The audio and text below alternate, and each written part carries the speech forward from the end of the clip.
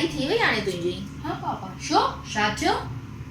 त मन हाणे पाण खे मोकिलणियूं आहिनि सभिनीनि खे ॾियारीअ जूं वाधायूं। त इहो कमु बि अॼु जो अॼु निपटाए छॾियूं। छा थो चई मन? तो पापा सभिनीनि खे फोन करे विश कयो न, सभिनीनि खे सुठो बि लॻंदो। हा मन, हाणे बसि इहो ई त कमु रहिजी वियो आहे। दुकानूं बंदि करे धंधादारियूं छॾे करे सॼो ॾींहुं वेही थो रहां तो वांगुरु मोबाइल झले करे। दुकान वञी करे त मुंहिंजो पीउ खोलींदो न, कहिड़ी वॾी ॻाल्हि आहे। अरे यार पापा छा था बि यार। ईअं कर मन, हे वठि मुंहिंजो मोबाइल, हिन में जाम मैसेज आयल अथई ॾियारीअ जूं वाधायूं जा। जेको तोखे सुहिणो सुठो लॻई थो सभिनीनि खे फेराए छॾ। फेराए छॾ मतलब छा पापा? अरे अंग्रेज जी औलाद, फेराए छॾ मतलब फॉरवर्ड करे छॾ सभिनीनि खे फॉरवर्ड। वेठे ई मगज में ॻाल्हि, अलाए कॾहिं सिखंदा अॼुकल्ह जा ॿार। ठीकु आहे पापा, फॉरवर्ड फॉरवर्ड फॉरवर्ड फॉरवर्ड थी वियो।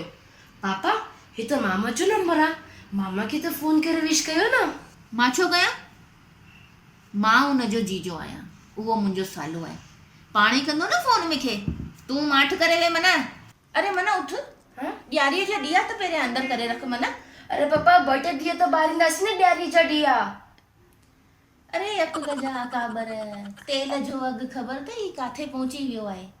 केरु थो ॿारे अॼुकल्ह ॾियारीअ जा ॾीआ। हर को मन बलबड़ियुनि में ई कमु हलाए वेठो आहे।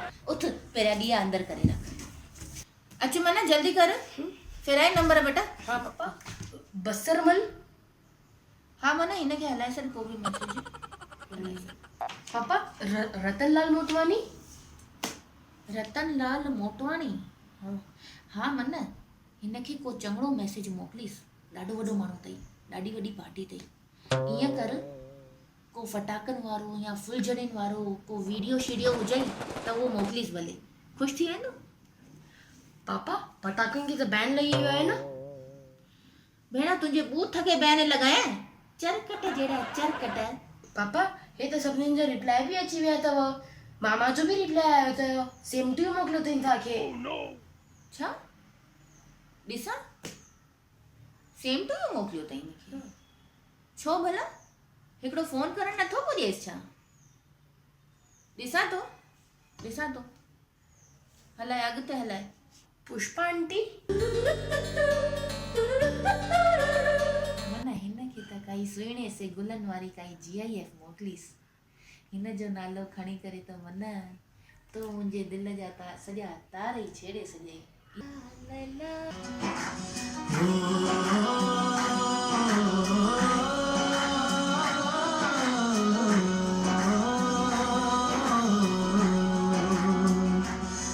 न वो अखियाँ रूहानी कहीं, न वो चेहरा नूरानी कहीं दिल वाली बातें भी ना, न वो सजरी जवानी कहीं। जग घूमे थारे जैसा न कोई, जग घूमे थारे जैसा न कोई। न तो हंसना रुमानी कहीं, न तो खुशबू सुहानी।